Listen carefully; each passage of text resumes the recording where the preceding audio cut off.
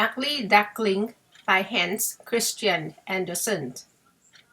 It was lovely summer weather in the country, and the golden corn, the green oats, and the haystacks piled up in the meadows looked beautiful. The stork walking about on his long red legs chattered in the Egyptian language, which he had learned from his mother. The cornfields and meadows were surrounded by large forests, in the midst of which were deep pools. It was indeed delightful to walk about in the country.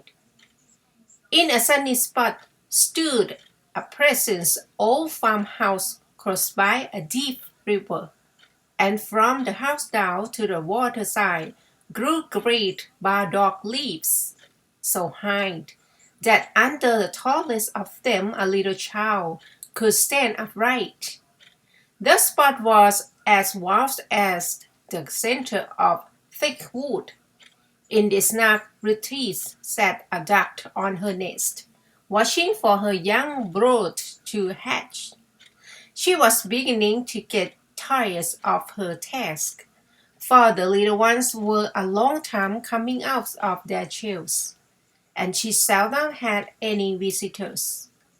The other ducks liked much better to swim about in the river than to climb the slippery banks and sit under a burdock leaf to have a gossip with her. At length one shell cracked, and then another, and from each egg came a living creature that lifted its head and cried, "Peep, peep, quack, quack," said the mother, and then they all quacked as well as they could, and looked about them on every side at the large green leaves. Their mother allowed them to look as much as they liked, because green is good for the eyes. "How large the world is!" said the young ducks, when they found how much more room they now had than while they were inside the egg-shell. "Do you imagine this is the whole world?" asked the mother. "Wait till you have seen the garden. It stretches far beyond that to the peasant's field, but I have never ventured to such a distance. Are you all out?" she continued, rising. "No, I declare, the largest egg lies there still. I wonder how long this is to last. I am quite tired of it." And she seated herself again on the nest. "Well, how are you getting on?" asked an old duck who paid her a visit. "One egg is not hatched yet," said the duck. "It will not break, but just look at all the others. Are they not the prettiest little ducklings you ever saw? They are the image of their father, who is so unkind. She never comes to see." "Let me see the egg that will not break," said the duck. "I have no doubt it is a turkey's egg. I was persuaded to hatch some once, and after all my care and trouble with the young ones, they were fresh off the water. I quacked and quacked, but all no purpose. I could not get them to venture in. Let me look at the egg. Yes, that is a turkey's egg. Take my advice, leave it where it is, and teach the other children to swim."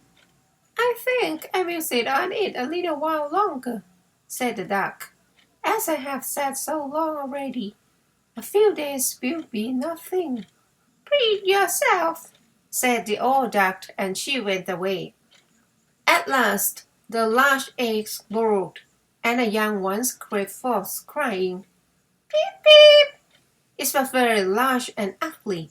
The duck stared at it and exclaimed, "It is very large and not at all like the others. I wonder if it really is a turkey." "We shall soon find out. However, when we go to the water, it must go in, if I have to push it myself." On the next day the weather was delightful. and the sun shone brightly on the green burdock leaves. So the mother duck took her young brood down to the water and jumped in with a splash. Quack, quack! Cried she, and one after another the little duckling jumped in. The water crossed over their heads, but they came up again in an instant and swam about quite prettily with their legs paddling under them as easily as possible. And the ugly duckling was also in the water swimming with them. "Oh," said the mother, "that is not a turkey. How well he uses his legs, and how upright he holds himself. He's my own child, and he's not so very ugly after all, if you look at him properly. Quack, quack! Come with me now. I will take you into grand society and introduce you to the farmyard. But you must keep close to me or you may be trodden upon. And above all, beware of the cat." When they reached the farmyard, there was a great distance. Two families were fighting for an ewe's head, which, after all, was carried off by the cat. "See, children, this is the waste of the world," said the mother duck, wetting her beak, for she would have laid the ewe's head herself. "Come now, use your legs, and let me see how well you can behave. You must bow your heads prettily to that old duck yonder.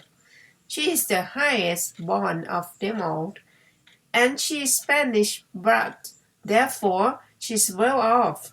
Don't you see she has a red flag tied to her leg, which is something very grand, and a great honor for a duck. It shows that everyone is anxious not to lose her, as she can be recognized both by man and beast. Come now, don't turn your toes." A well-bred duckling spreads his feet wide apart, just like his father and mother.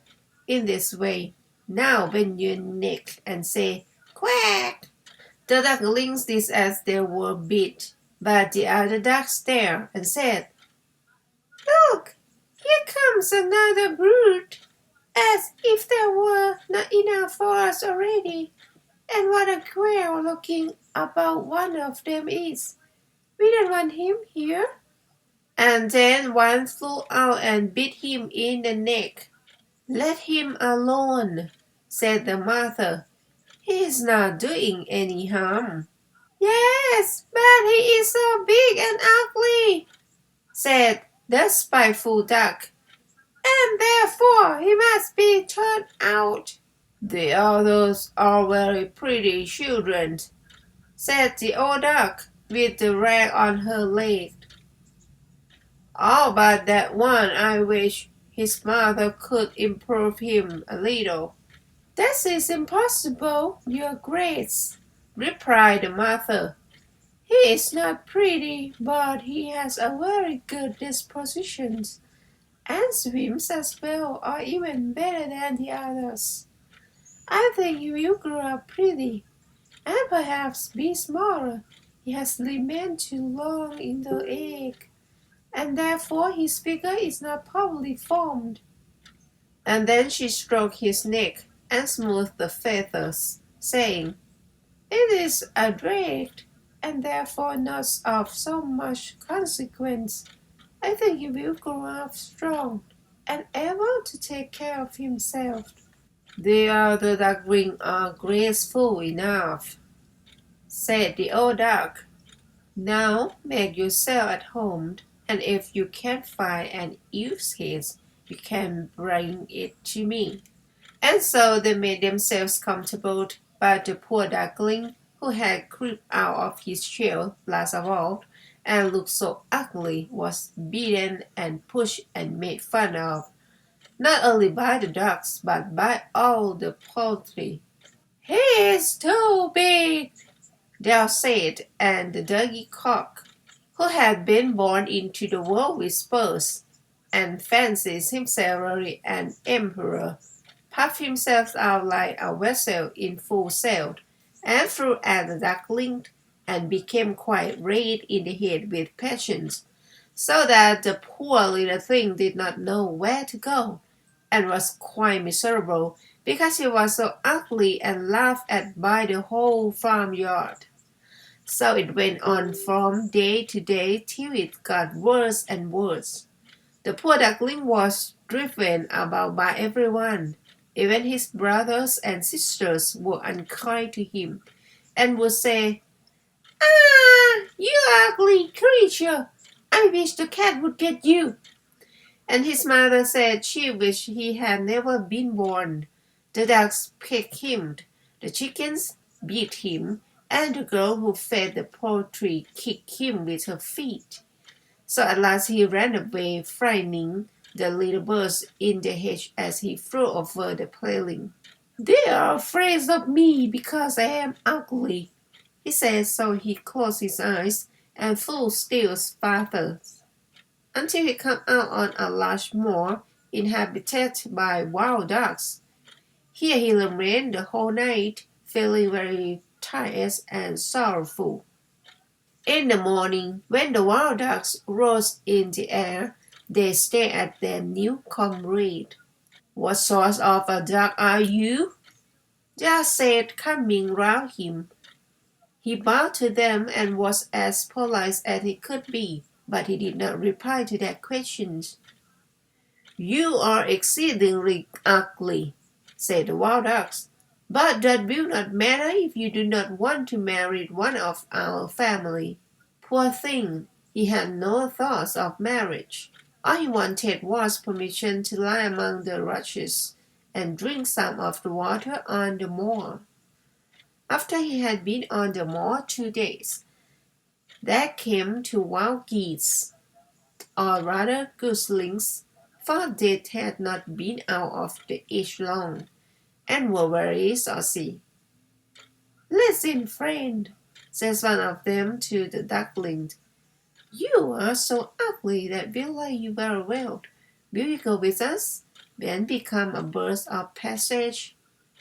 Not far from here is another moor, in which there are some pretty wild geese, all unmarried.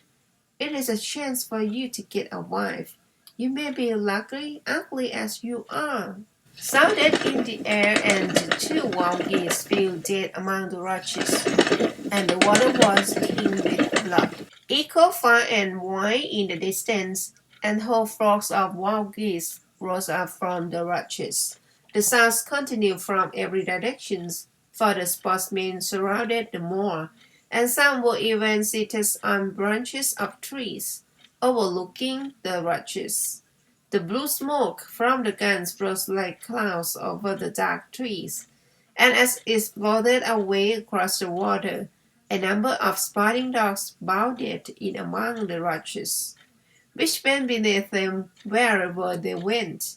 How they terrified the poor ducklings! He turned away his head to hide it under his wing, and at the same moment a large terrible dog passed quite near him. His jaws were opened, his tongue hung from his mouth, and his eyes glared fearfully. He thrust his nose close to the duckling, showing his sharp teeth, and then he went into the water without touching him. "Oh," sighed the duckling, "how thankfully I am for being so ugly. Even a dog will not bite me." And so he lay quite still, while his sword rattled through the rushes, and gun after gun was fired over him. It was late in the day before all became quiet, but even then the poor young thing did not dare to move. He waited quietly for several hours, and then, after looking carefully around him, hastened away from the moor as fast as he could. He ran over field and made down till a storm arose, and he could hardly struggle against it.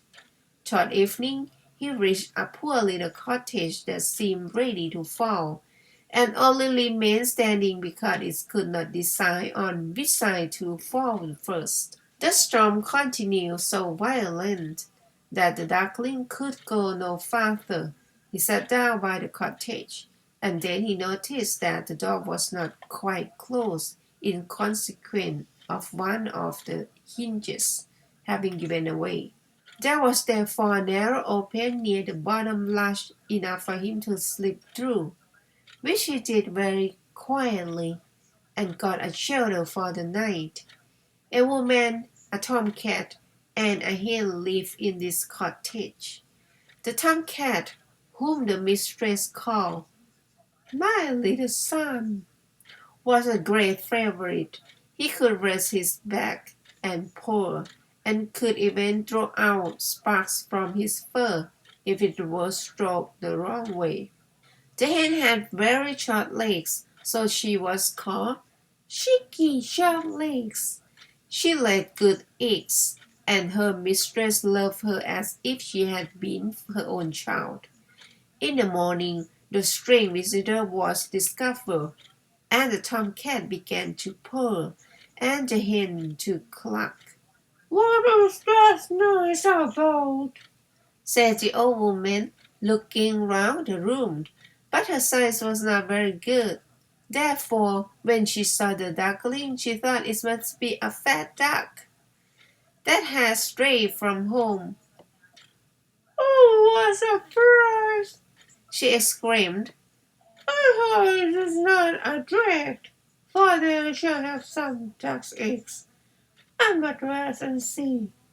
So the duckling was allowed to remain on a trial for 3 weeks, but there were no eggs. Now the tomcat was the master of the house, and the hen was mistress, and they always said, "We and the world," for they believed themselves to be half the world, and the better half too. The duckling thought that Arthur might hold a different opinion on the subject, but the hen would not listen to such doubts. "Can you lay eggs?" she asked. "No." "Then have the goodness to hold your tongue. Can you raise your back up her or throw out sparks?" said the tomcat. "No." "Then you have no right to express an opinion when sensible people are speaking." So the duckling sat in a corner, feeling very low-spirited, till the sunshine and the fresh air came into the room through the open door. And then he began to feel such a great longing for a swim on the water that he could not help telling the hen. "What an absurd idea!" said the hen. "You have nothing else to do, therefore you have foolish fancies. If you could spur only eggs, they would pass away." "But it is so delightful to swim about on the water," said the duckling, "and so refreshing to feel it cross over your head while you dive down to the bottom." "Delightful indeed," said the hen. "Why, you must be crazy," asked the cat. "He is the cleverest animal I know. Ask him how he would like to swim about on the water, or to dive under it. For I will not speak of my own opinion. Ask our mistress, the woman. There is no one in the world more clever than she is. Do you think she would like to swim, or to let the water cross over your head?" "You don't understand me," said the duckling. "We don't understand you? Who can understand you, I wonder? Do you consider yourself more clever than the cat or the old woman? I will say nothing of myself. Don't imagine such nonsense, child, and thank your God fortune that you have been received here. Are you not in a warm room and in society from which you may learn something? But you are a chatterer, and your coming is not very agreeable, believe me. I speak only for your good. I may tell you unpleasant truths, but this is a proof of my friendship. I ask you, therefore, to lay legs and learn to purr as quickly as possible." "I believe I must go out into the world again," said the duckling.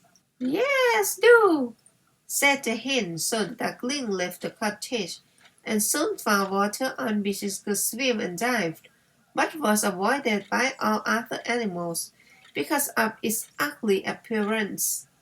Autumn came, and the leaves in the forest turned to orange and gold.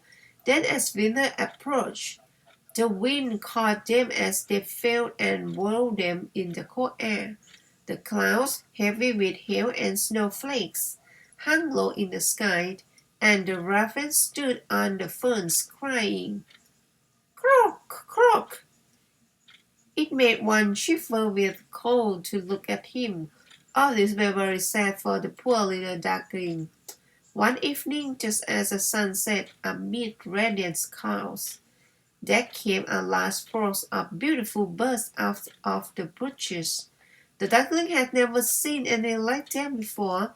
There were swans, and they curved their graceful necks, while the soft plumage showed with dazzling whiteness. They uttered a singular cry as they spread their glorious wings and flew away from those cold regions to warmer countries across the sea.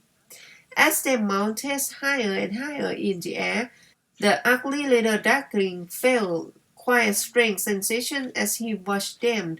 He rolled himself in the water like a wheel, stretched out his neck toward them, and uttered a cry so strange that it frightened himself.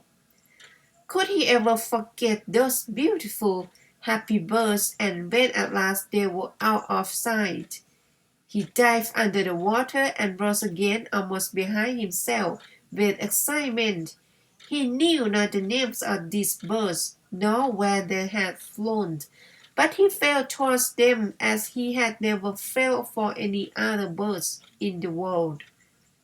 He was not envious of these beautiful creatures, but wished to be as lovely as they.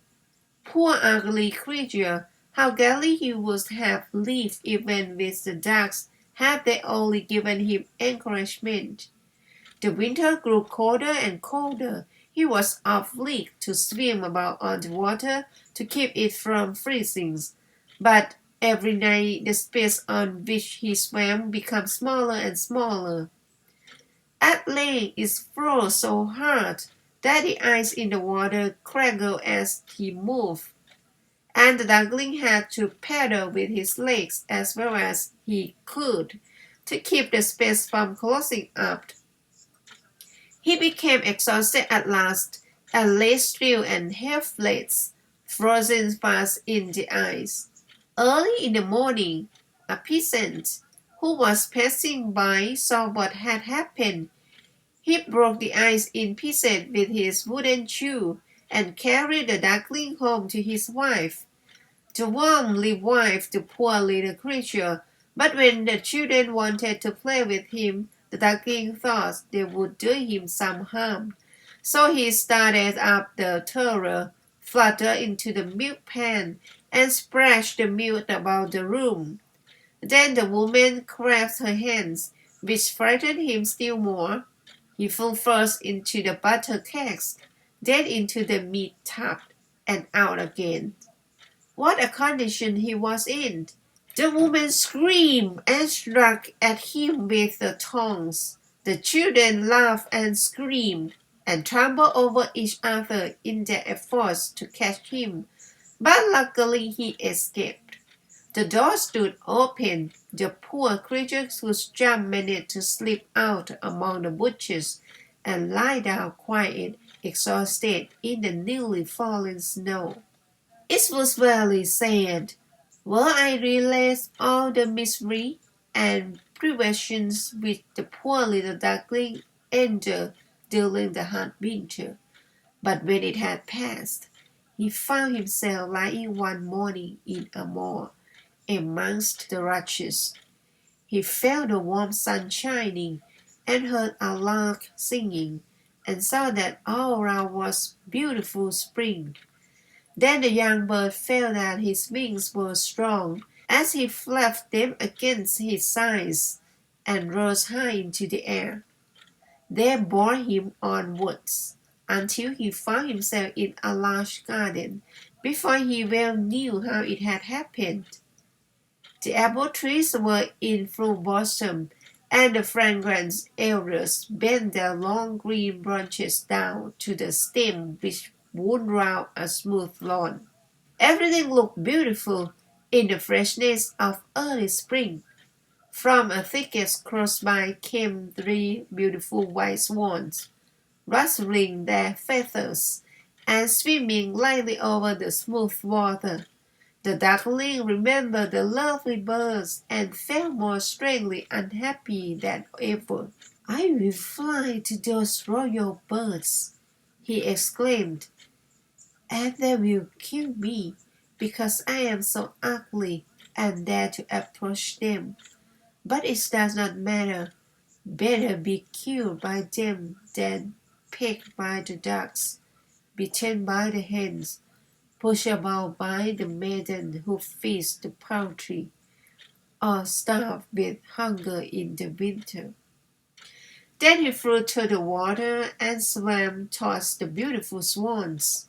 The moment they espied the strangers, they rushed to meet him with outstretched wings. "Kill me," said the poor bird, and he bent his head down to the surface of the water and awaited death.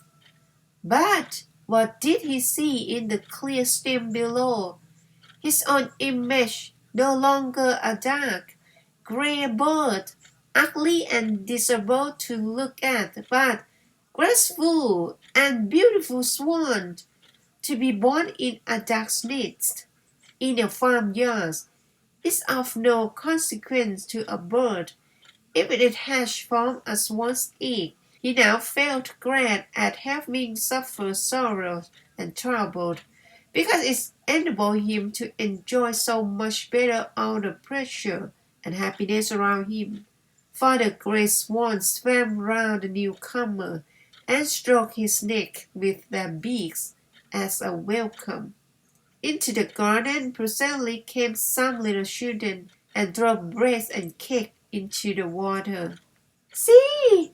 cried the youngest. "There is a new one!"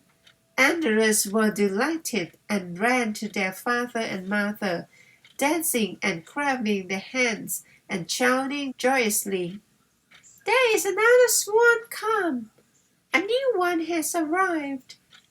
Then they threw more bread and cake into the water and said, "The new one is the most beautiful of all. He is so young and pretty." And the old swans bowed their heads before him. Then he felt quite ashamed and hid his head under his wing, for he did not know what to do. He was so happy, and yet not at all proud. He had been persecuted and despised for his ugliness, and now he heard them say he was the most beautiful of all the birds.